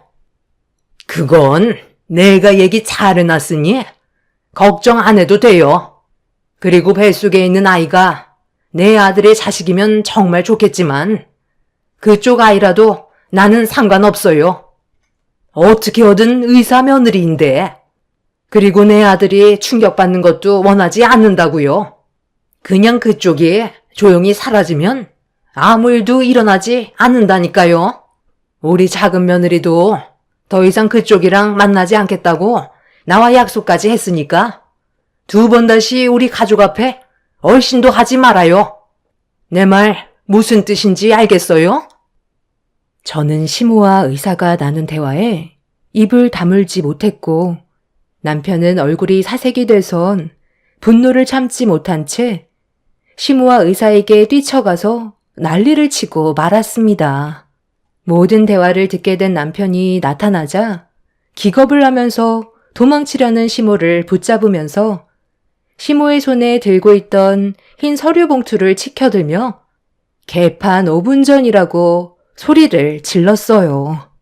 그리고 봉투 안에서 떨어진 내용물들은 입을 다물지 못할 정도로 충격적인 장면들이 찍혀있는 사진들이 가득 들어 있었죠. 의사는 조용히 자리를 피하려 하자 남편은 의사 얼굴에 손을 날렸고 시모는 전부 다 망했다면서 그 자리에 주저앉아 오열을 하셨습니다. 동서는 서방님과 결혼을 했으면서 동료 의사와 불륜관계를 저질렀고 뱃속의 아이가 누구 아이인지 전혀 알지 못하는 상태였었죠. 그리고 이런 상황을 시모에게 들킨 동서가 손이 발이 되도록 빌면서 용서를 구했고 시모는 의사인 동서가 아깝다고 생각했는지 서방님만 모르면 모든 게 해결이 될 거라고 판단해 내연남인 의사에게 돈까지 지어주면서 모든 상황을 수습하려 했어요. 이런 관계를 유지해 오다가 결국 저희에게 들통이 나고 말았던 거죠. 시모는 비밀로 해달라고 했지만 남편은 서방님이 이 사실을 모두 알아야 되는 게 맞는 거라며 그 자리에서 전화를 걸어 비상계단이 있는 쪽으로 오게 만들었습니다. 결국 서방님이 동서가 바람 피웠다는 걸 모두 알게 된 순간 집안은 정말 개판이 되고 말았어요. 그렇게 동서내외는 끝내 이혼을 하게 됐지만 곧 출산을 앞두고 있는 아이가 아직까지 누구의 아이인지 알지 못하는 상황입니다. 동서는 유전자 검사를 하지 않겠다면서 모습을 나타내지 않고 있어요. 동서조차 누구의 아이인지 모르는 상태인 거죠. 그런데 의사인 동서가 서방님한테 서둘러 위자료를 지어주고 이혼을 하게 되자 시모는 동서가 며느리로 들어오기 전에 저를 딸처럼 대해주셨을 때처럼 갑자기 관심을 가지고 잘해주기 시작하셨어요. 이미 모든 진실을 알게 됐는데 시모는 저에게 과거의 일들은 전부 미안하다면서 다시 예전처럼 좋은 관계로 발전하길 원하고 있었죠. 그 이유는 시부가 시모를 현재 내쳐버린 상황이에요. 이런 일들을 숨기려 했었다는 거에 상당한 충격을 받으셨죠. 남편과 서방님도 시모의 얼굴을 보고 싶지 않다며 인연을 끊어버린 상태입니다. 저를 어떻게든 구슬려서 다시 시댁에 들어가려 하시는 것 같은데 저 또한 시모를 받아줄 마음은 아직까지는 없습니다. 그래서 시모에게 연락이 와도 절대 받지 않고 있어요. 있을 때 잘하라는 말이 있잖아요. 그동안 저에게 많은 상처를 줬기 때문에 제 마음은 쉽게 열리지 않을 것 같습니다. 정말 상상조차 하지 못했던 시모와 동서의 행동에 저희 가족들은 지금도 그 충격에 벗어나지 못하고 있는 상황입니다. 서방님이 하루빨리 정상적인 생활로 돌아왔으면 좋겠어요. 이런 일이 생겼다는 게 안타까울 뿐입니다. 더 큰 일이 생길 수 있을 뻔한 걸 그 전에 막았다는 게 다행이라고 생각해요. 앞으론 저희 가족에게 좋은 일만 생겼으면 좋겠어요. 제 긴 사연 들어주신 분들, 오늘 하루도 웃음이 가득한 하루가 되시길 바랍니다. 감사합니다. 안녕하세요. 저는 남편과 2년 전에 이혼을 하게 된 안양에 살고 있는 30대 후반 여자입니다. 여기에 글을 쓰게 된 이유는 남편과 시모의 잘못된 행동들이 저에게 너무 큰 상처를 안겨줘서 이혼을 결정하게 되었지만 시간이 지난 지금도 후회보다는 잘한 선택이었다고 생각합니다. 30대 중반이 넘어가는 나이에 남편을 만나 결혼을 한 지 얼마 안 돼서 계획에 없었던 임신이 제 인생 계획에 변화를 가져오게 만들었어요. 원래 저는 결혼 생활을 해도 제가 원하는 삶을 살고 싶었기 때문에 아이에 대한 생각보다는 사랑하는 사람과 함께 좀 더 자신의 가치를 높이는 삶을 살고 싶었습니다. 그런데 시부모님께서는 손주를 원하셨고 계속해서 제가 아이를 가지는 걸 바라시자 여러 가지로 고민이 많았었어요. 하지만 그동안 꿈꿔왔던 삶이 있었기 때문에 쉽게 결정을 내리지 못하고 있었죠. 처음에는 남편과 시부모님께서도 아이를 중요하게 생각하지 않으셨고 제 생각을 많이 반영해 주셨죠. 저에게는 아직 하고 싶었던 것들이 많았었기 때문에 아이를 키울 준비가 전혀 되어 있지 않았었어요. 그런데 결혼하고 나서부터 시부모님은 결혼 전에 저와 대화를 나누었던 부분들에 대해서는 전혀 기억을 못 하시는 건지 아이를 원하지 않는 저를 마음에 들어 하지 않으셨어요. 시부모님께서 불만을 털어놓으시니 남편도 영향을 받게 되면서 부부싸움으로까지 이어졌습니다. 제 의견은 조금도 존중해 주려 하지 않는 모습들이 너무 서운하게 다가왔었습니다. 30대 중반에 교수가 된 저는 더 많은 꿈을 펼치고 싶었고 남편은 그런 저를 뒤에서 밀어주겠다며 결혼 전에는 정말 많은 사랑을 주었었죠. 사랑하는 사람과 함께하면서 자신이 하고 싶은 걸 한다는 건 저에게 너무나도 큰 행복이었어요. 하지만 그건 얼마 가지 못했고 남편과 시부모님 사이의 갈등은 저에게 불안감을 조성해 주었습니다. 그런데 어느 날 예상하지 못했던 문제가 터지게 되면서 제 인생은 순식간에 바뀌게 되는 사건이 하나 있었어요. 어느 날 저녁 친정집에 잠깐 볼 일이 있어서 다녀왔었는데 현관문을 열자마자 남편이 저에게 와인잔을 내밀었어요. 저에게 무언가를 요구하는 듯한 눈빛을 보내고 있었죠.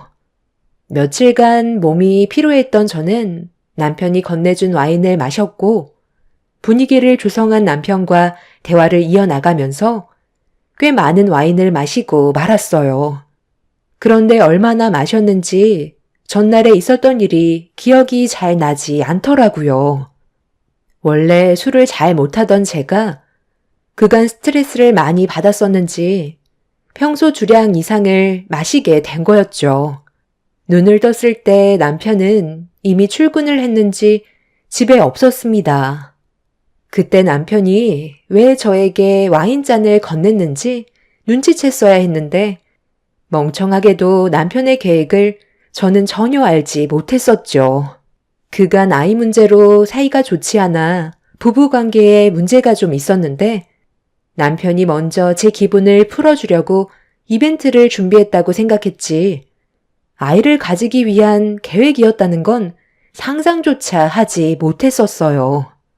언제부터인가 몸에서 이상함을 느끼게 된 저는 불안감이 엄습해왔고 설마 하는 마음에 임신 테스트기를 검사한 결과 선명한 두 줄이 제 눈에 들어오고 말았습니다. 저는 아직 준비가 되어 있지 않았던 상태라 많이 당황스러웠었는데 제가 임신을 했다는 걸 알게 된 남편과 시부모님은 난리가 났었죠. 집안의 경사라며 저에게 축하한다며 좋은 말을 아끼지 않으셨어요. 제 삶이 전반적으로 바뀌게 되는 순간이었는데 그런 제 고민을 알아주지 않던 남편과 시부모님이 너무 서운했었어요. 기뻐하는 시댁 식구들과 다르게 제 표정이 별로 좋지 않자 시모는 인생이 원래 자기 마음처럼 되는 게 아니라면서 제 손을 잡아 주셨습니다. 자기가 원하는 대로 살면 그게 인생이니? 원래 다 그런 거야. 계획하지도 못했던 일들이 벌어지는 게 인생이라고. 어쩌겠어. 현실을 받아들여야지. 나는 네가 교수인 것보다 뱃속의 아이가 더 중요하다. 어느 정도 아이가 크면 그때 가서 원하는 거 다시 하면 되는 거잖아. 일단 일이 이렇게 됐으니까 뱃속의 아이만 신경 쓰도록 해라. 내 아들이 능력이 되는데 너까지 돈을 벌 필요가 없잖아. 나는 네가 교수인 것만도 자랑스럽다. 앞으로 태어날 손주가 얼마나 똑똑하겠니? 비는 못 속이는 거 알지? 너무 우울해하지만 말고 현실을 기쁘게 받아들여라. 너를 또 닮은 아이가 태어난다는 게 얼마나 기쁜 일이니? 당신은 앞으로 내가 차려둔 밥상에 숟가락만 얹으면 된다니까? 왜 눈물을 흘리고 그래? 뱃속에 아이가 생겨서 너무 감격스러운 거야? 제 기분을 전혀 모르는 시댁 식구들은 아이가 생겼다는 이유 하나만으로 세상을 다 가진 것 마냥 기뻐하고 있었어요. 하지만 저는 반대로 기분이 좋은 것도 아니고 안 좋은 것도 아니었습니다. 현실을 어떻게 받아들여야 할지 몰라 정신적으로 많이 힘들었었어요. 부모님께서도 저에게 좋은 말을 해줬지만 만족스러운 답을 들을 수는 없었습니다. 그렇게 시간이 지날수록 제 뱃속의 아이는 이런 제 감정을 전혀 모르고 있는지 무럭무럭 자라고 있었습니다. 배가 점점 불러오자 남편과 시부모님께서는 저에게 더 많은 사랑을 주었어요. 단 한 번도 얼굴 붉히는 일 없이 저에게 관심을 주었죠. 어느새 저도 현실을 조금씩 받아들이고 있었는지 이런 삶도 나쁘지 않은 것 같다는 생각을 하고 있었습니다.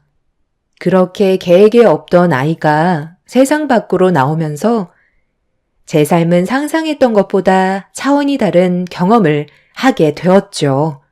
서툰 육아에 시달리면서도 저와 비슷하게 닮은 아이를 바라볼 때면 너무 사랑스러웠고 모든 걸 다 해주고 싶을 만큼 모성애가 자라고 있었습니다. 어느새 제가 꿈꿔왔던 삶은 아이에게로 초점이 맞춰지게 되었던 거죠. 그렇게 변화된 삶을 받아들이면서 행복하게 살아가던 어느 날, 주말에 시댁에 잠깐 들렸을 때 시모가 정성껏 차려주신 음식들을 맛있게 먹고 방에 들어가 아이를 돌보고 있었는데 큰 걸 봤는지 칭얼거리길래 서둘러 기저귀를 갈아주려고 하는데 남편이 차에서 짐을 다 빼지 않았는지 기저귀가 방 안에 없더라고요.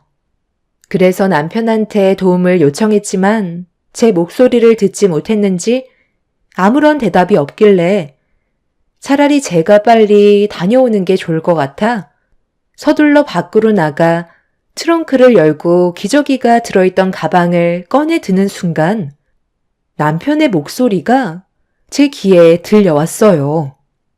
목소리가 들리는 방향으로 고개를 돌리자 남편이 시모에게 끌려가고 있었는데 상당히 불만 섞인 얼굴로 따라가고 있었습니다. 남편이 절대 안 된다며 싫다고 난리를 치길래 무슨 대화를 하는지 잠깐 엿들으려고 가까이 다가갔어요. 그런데 그 순간 제 귀를 의심할 만큼 충격적인 대화를 듣고 말았어요. 안 된다니까요. 지금 애 하나 키우는 것도 얼마나 힘든지 알아요? 저는 무조건 반대예요. 엄마가 아이 하나만 가지면 바랄 게 없다고 하도 재촉하셔서 어쩔 수 없이 제가 임신 계획을 세웠지만 둘째는 정말 가질 수 없을 것 같다니까요. 무슨 말을 하셔도 이제는 제가 싫으니까 더 이상 바라지 마세요. 아이를 하나만 가지는 게 얼마나 외로운지 아니?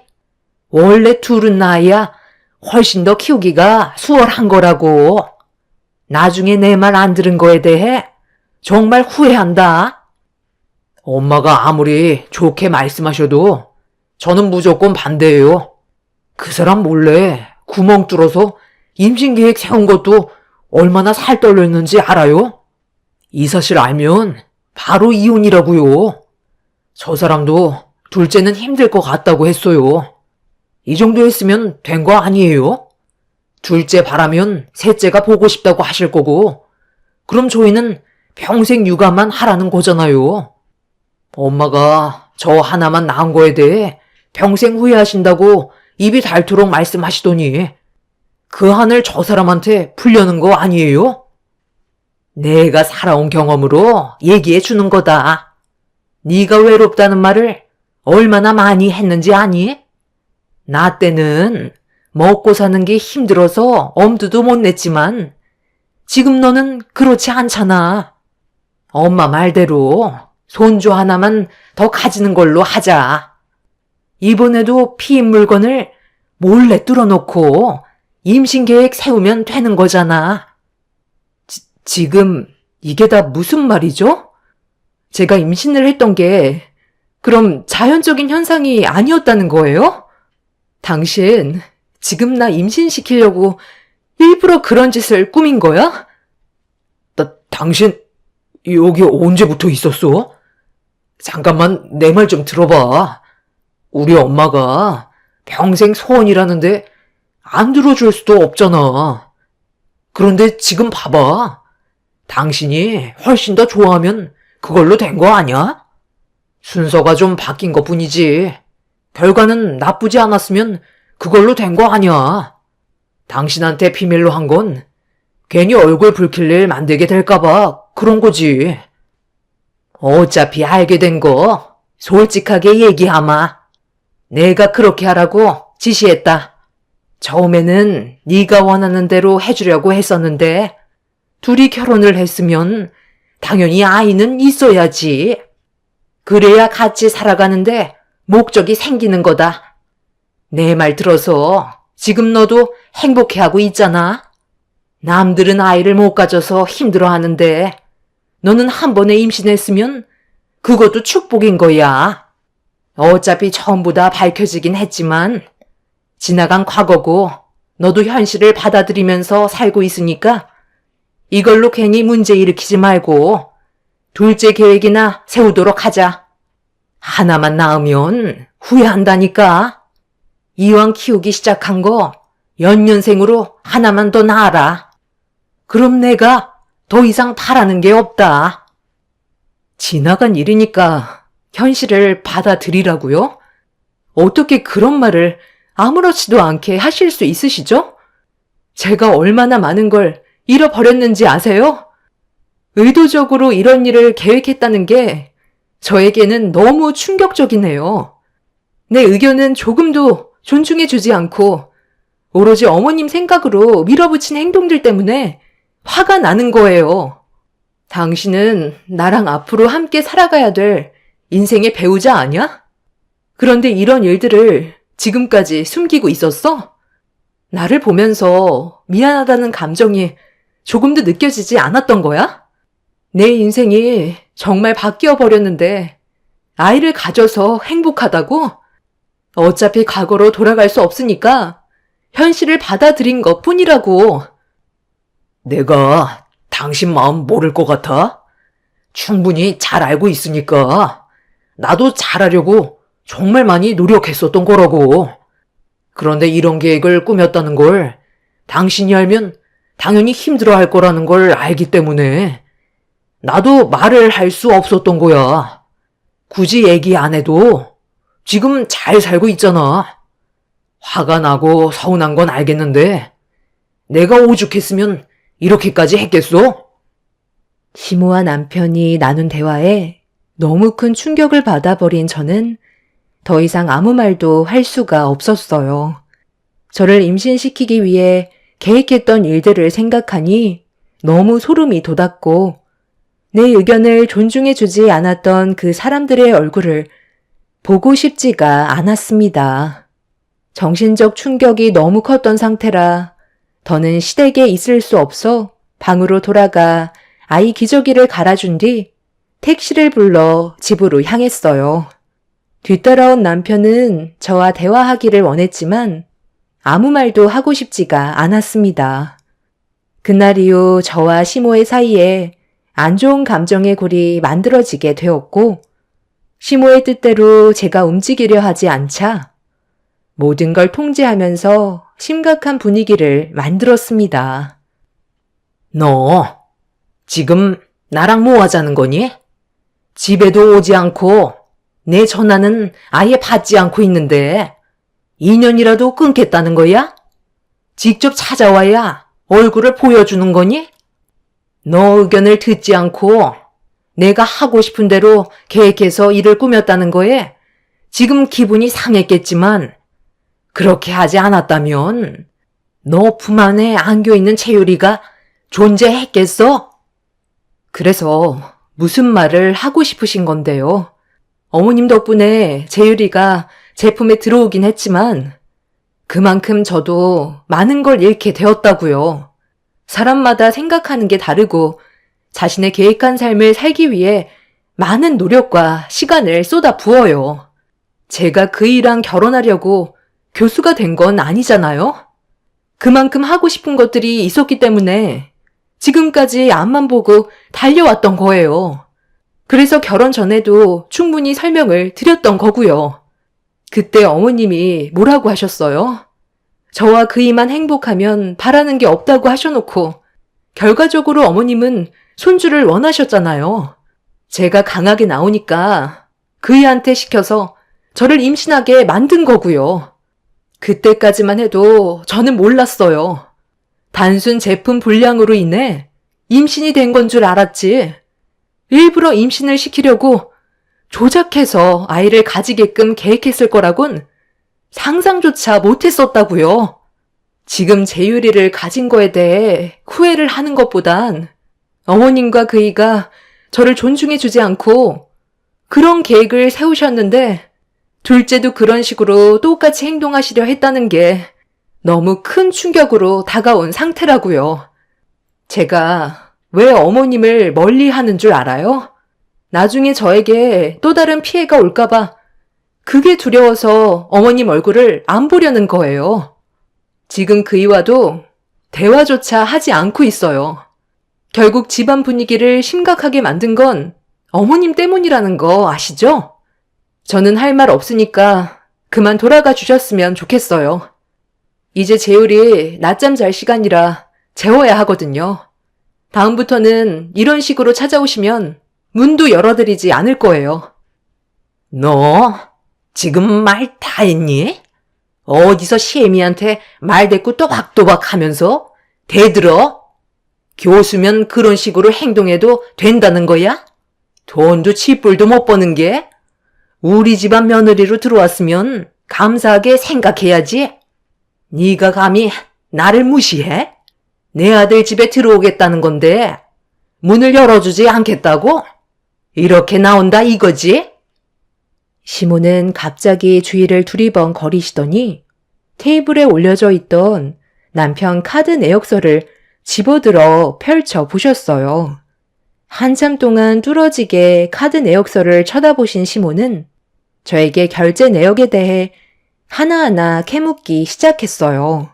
왜 사용했는지 물어보시는데 정말 어이가 없었습니다.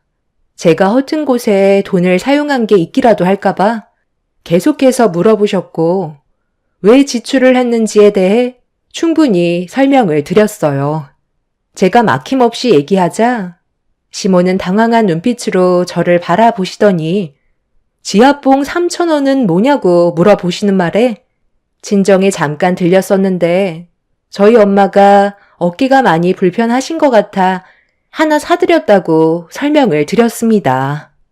그런데 그 순간 카드 청구서를 돌돌 마시더니 돈도 못 버는 게 씀씀이만 해프다고 자기 아들이 밖에서 힘들게 벌은 돈으로 저희 엄마 지압봉을 사줬다고 청구서로 제 뺨을 올려 치셨어요. 시모의 순간적인 행동에 그대로 당해버린 저는 너무 놀라 멍하니 바라보고 있었는데 엄한 곳에 3,000원을 지출했으니 2대 더 올려야 한다면서 제 양뺨을 또다시 청구서로 올려 치셨습니다.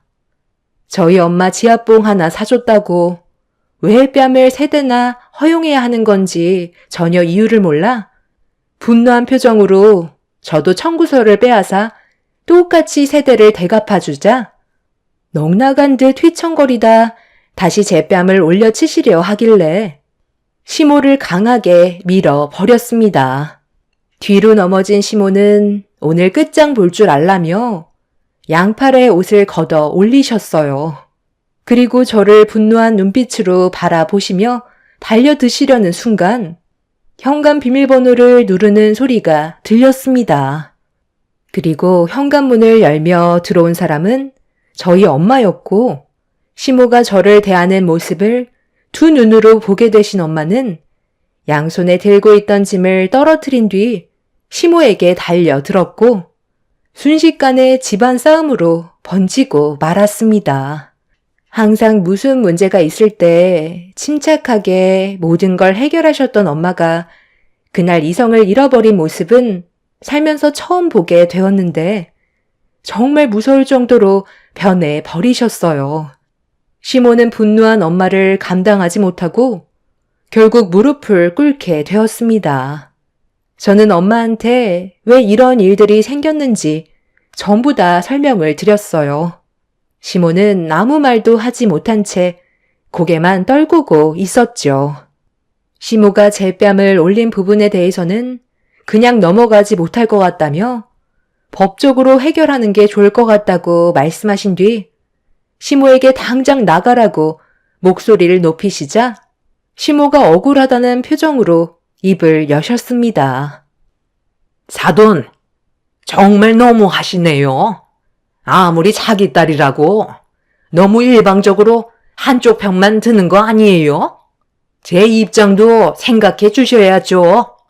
오죽했으면 그랬겠어요. 지나간 일이야. 그렇다고 칩시다. 그런데 남의 딸 얼굴에 손을 댄 건 잘못된 거 아니에요? 전에 그런 일이 있었으니 서운한 감정이 남아있을 수 있는 거고 제 딸 기분이 아직 풀리지 않았으면 충분히 반성하시고 좋게 풀 생각을 해야지. 저한테 지압봉 하나 사줬다고 뺨을 3대나 올려 붙여요? 제가 가지고 온 처짐이 뭔 줄 아세요? 김서방이 좋아하는 것들만 준비해서 싸온 음식들이라고요. 사돈은 내 딸을 위해 뭘 해줬는데요. 자식만 가지라고 했지. 막상 손자가 태어났는데도 별로 신경 쓰지 않고 있잖아요. 제가 오늘 오지 않았다면 아주 대참사가 일어날 뻔 했겠어요. 저는 절대 그냥 넘어가지 않을 테니까 법정에서 보는 걸로 합시다. 희선아, 짐 싸라. 우리 집에 가서 생활하는 게 좋을 것 같다. 그리고 당장 김서방 튀어오라고 문자 한 통 넣어놔. 시모는 일을 크게 만들지 말라고 저희 엄마한테 부탁했지만 그냥 넘어갈 생각이 전혀 없으셨어요. 그렇게 저는 엄마와 함께 친정으로 들어가게 되었고 이런 상황을 대충 듣게 된 남편은 퇴근 후 저희 부모님 집으로 급하게 달려와 대신 용서를 구했지만 부모님께서는 화를 가라앉히지 못하셨습니다. 사돈이 그런 행동을 했다는 건 앞으로도 또 그런 일들이 충분히 일어날 수 있다는 건데, 우리가 어떻게 그냥 넘어갈 수 있겠나?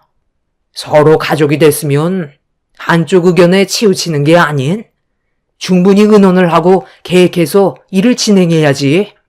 무조건 일방적으로 행동하면 되겠나? 이런 일이 오기 전에 잘 했어야지. 제가 할 말이 없습니다. 그런데 저희 엄마 입장도 좀 생각해 주세요. 오죽했으면 그렇게까지 하셨겠어요. 좋게 해결하는 게 좋을 것 같습니다. 좋게 해결하라고? 내 딸이 벌써 평생 지울 수 없는 상처를 받았는데 내가 자네 얼굴에 뺨을 3대나 올려치는 걸 사돈이 목격했어도 좋게 해결했을 것 같나? 내가 현관문을 열고 두 눈으로 본 장면이 뭐였는지 알아? 사돈이 손을 높이 들어 올린 상태로 내 딸을 내려치려 했다는 거야. 내가 그날 가지 않았다면 더 큰 일들이 생겼을 거라고. 자네도 처신을 그런 식으로 하면 어떡해? 내 딸이 원하지 않는다고 했으면 시간을 두고 해결할 생각을 해야지. 그 제품을 뚫어서 임신을 하게 만들어? 그것도 사돈이 계획한 거라며? 이럴 거였으면 내 딸과 왜 결혼한 거야? 자네가 중간 역할을 제대로 못해서 이런 일이 발생된 거 아닌가? 아이, 그러니까 제가 잘못했다고 하잖아요. 왜 일을 더 크게 만드시려는 건데요? 여기에서 그만하자니까요. 저도 정말 중간에서 얼마나 힘든 줄 아세요? 희선이도 이런 식의 삶을 원한 건 아니겠지만 저도 마찬가지라고요. 더러워서 정말 사위 노릇 못 해먹겠네요. 법적으로 하던 알아서 하세요. 먼저 일어나겠습니다. 시모가 제 뺨에 손을 올린 것 때문에 마음이 아파서 남편한테 하소연을 한 건데 처음에는 잘못을 인정하더니 더는 듣고 싶지가 않았는지 오히려 저희 가족에 대한 불만을 털어놓고 제가 맞을 짓을 했다면서 더 이상 대화를 나누고 싶지 않다고 자리에서 일어나 버렸어요. 부모님은 어이가 없다는 듯 남편을 바라보고 있는데 현관문 앞에 있던 화분을 발로 사정없이 걷어차 깨버린 뒤 뛰쳐나갔습니다. 와장창 깨지는 소리에 자고 있던 아이가 놀랐는지 자지러지게 울고 있는데 남편은 뒤도 안 돌아보았어요. 그날 이후 앞으로 남편과 함께하는 미래는 보이지가 않아 앞으로 어떻게 해야 될지 고민을 하고 있었는데 남편이 먼저 이혼하자는 말을 꺼냈고 용서를 구해도 모자란 심각한 상황에 오히려 이혼하자는 말을 한 남편이 저도 더 이상 함께하고 싶지 않아 저희는 갈라서게 되었습니다.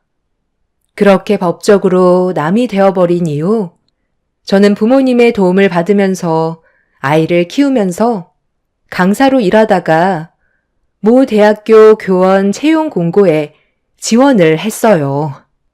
다행히 제가 원하는 대학교에서 저를 초빙했고 저는 고민도 하지 않고 들어가게 되었습니다. 제 삶에 그 사람들이 없는 게 제 인생에 훨씬 더 많은 도움이 되었고 잘 풀리지 않았던 일들도 자연스럽게 해결이 되고 있었죠. 시모는 아이를 키우는 데만 전념하라고 저를 통제하면서 제가 원하는 걸 하지 못하게 만들었지만 남편과 이혼을 하게 되면서 제 삶이 자유로워지자 모든 일들이 훨씬 더 순조롭게 해결이 되었어요. 그렇게 부모님의 도움을 받아 아이를 키우면서 교수 생활을 병행하다 보니 순식간에 지나간 시간은 어느새 2년이 흘러버렸고 안정적인 삶을 살고 있었습니다. 그런데 얼마 전에 남편과 시모가 저희 집에 찾아왔어요. 서로 잊고 살아온 시간이 꽤 지난 상태였지만 얼굴을 마주할 수 있는 사이는 아니었죠. 그런데 시모가 울상을 하며 한마디 했습니다. 요즘 내가 사는 게 사는 것 같지가 않다. 이놈은 뭐가 문제인지 데려오는 여자들은 죄다 물건이었지 뭐냐. 맨날 여자한테 돈만 털리다가 이번에는 상당히 크게 물려서 돈을 홀라당 날려먹었다. 이래서 여자를 잘 만나야 한다고 했는데 왜 우리가 너를 몰라봤나 몰라. 시간이 많이 늦긴 했지만 우리 다시 시작해보는 게 어떻겠니? 그때는 너무 화가 나서 내 아들이 다른 여자 만나 행복하게 살 줄 알고 진짜 포기각서까지 쓰게 했지만 지금 와서 생각해보니 너무 후회스럽구나. 더군다나 너희 시아버지였던 그 양반이 운영하던 양말 공장에 화재가 나서 지금 사는 환경이 상당히 어려워졌거든. 그러다 보니 과거의 일들을 계속 회상하게 되고 너와 좋았을 때가 생각이 나더라. 내 손자는 잘 지내고 있고 얼굴 한번 보여줬으면 좋겠는데 괜찮을까? 그때도 연락 없이 찾아오시더니 이번에도 연락 없이 오셨네요. 저는 할 말이 없어요. 제 삶을 더 이상 방해받고 싶지 않고 또다시 과거로 돌아가고 싶지 않아요. 내가 그때 너무 생각이 없었다. 지하봉 살 수도 있는 건데 괜히 꼬투리 잡아서 너한테 화풀이한 내가 멍청했던 거야. 한 번만 용서해주면 안 되겠니? 그렇게는 안 될 것 같아요. 저희는 벌써 못 볼 걸 다 본 사이라 다시 시작할 수 있는 사이는 아니거든요. 제 아들은 잘 크고 있으니 신경 쓰지 마세요. 저기 희선아. 그럼 예정을 생각해서라도 돈 좀 빌려주면 안 될까? 지금 현재 제일 급한 게 돈이거든. 많이 없으면 1,000만 원 정도라도 빌려주면 좋겠는데. 너희 집안이면 그 정도 돈은 충분히 있잖아. 우리 아빠가 공장 부도나고 나도 지금 만나던 여자한테 물려서 돈 다 털리고 지금 길에 나앉을 판이야. 오죽했으면 찾아왔겠어. 아, 기사님, 이쪽으로 오시면 돼요. 설치는 거실에 부탁드릴게요. 들어가시면 저희 엄마가 알려주실 거예요. 3천만 원이나 되는 안마 의자니까 조심해서 다뤄주세요. 뭐? 저 안마 의자가 3,000만 원이나 한다고? 아니, 무슨 안마 의자를 3,000만 원이나 주고 산대? 너 돈이 꽤 많나 본데. 우리 좀 도와줄 수 없는 거니? 제가 그때 지하봉 3,000원짜리 사드린 게 너무 마음이 아팠거든요. 그래서 이번에 거금 들여서 저희 부모님 해외에서 제일 인기 많은 제품으로 하나 장만해 드렸어요. 이제 본래 끝나셨으면 그만 돌아가 주시죠. 당신 집안이 망한 걸 왜 여기 와서 나한테 구걸하는 건데? 우리 서로 남남 아니야? 시모는 3천만 원짜리 안마 의자 살 돈은 있으면서 1,000만 원도 빌려줄 수 없냐고 날뛰기 시작했어요. 저는 더 이상 듣고 싶지 않아 문을 닫아 버리려 하자 남편이 문틈으로 손을 집어 넣었습니다. 돈을 빌려주지 않으면 절대 돌아가지 않겠다고 고집 부리면서 들어오려 하길래 제가 주거 침입죄로 신고하겠다고 하자 남편은 자기 자식 보려고 온 건데 왜 막냐면서 돈을 주지 않으면 절대로 가지 않겠다는 어이없는 말을 늘어놓았습니다. 문 앞에서 한바탕 난리 나자 거실로 나오신 엄마가 시모와 남편이 무작정 들어오려고 하는 모습에 화들짝 놀라시더니 주방에서 다듬던 팔을 가지고 나오셔서 남편과 시모에게 사정없이 휘두르셨어요. 엄마는 시모와 남편을 향해 대파로 양뺨을 올려치셨고 제가 경찰에 신고를 하겠다며 핸드폰을 들자 남편과 시모는 나중에 다시 찾아오겠다며 도망을 쳤습니다. 저희는 경찰에게 이런 상황을 알린 뒤 앞으로 있게 될 일들에 대해 사전 차단을 했어요. 남편은 아이를 데리고 가기 전에 돈을 빌려줘야 한다고 억지를 부리고 있습니다. 경찰분들의 도움을 받고 있기는 하지만 괜히 또 문제가 커질까봐 불안한 상황을 겪고 있는 중이네요. 그 사람들 때문에 이사까지 가야 한다는 게 답답할 뿐입니다. 2년 뒤에 찾아와선 저와 다시 시작하던지 아니면 돈을 빌려달라는 억지를 부린 그 사람들을 직접적으로 처벌할 수 있는 방법이 없을까요? 요즘 뉴스를 보니까 접근 금지 신청을 해도 소용이 없던데 저희가 부득이하게 피해를 보게 되는 상황이 생길까봐 제대로 된 생활을 하지 못하고 있는 중이라 많이 답답한 상황입니다.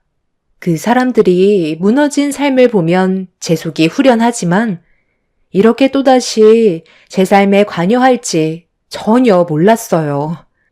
여러분들의 좋은 의견 있으시다면 도움을 받고 싶어서 사연을 신청하게 되었습니다. 바쁘신 일상에서도 제 사연을 끝까지 들어주셔서 진심으로 감사합니다.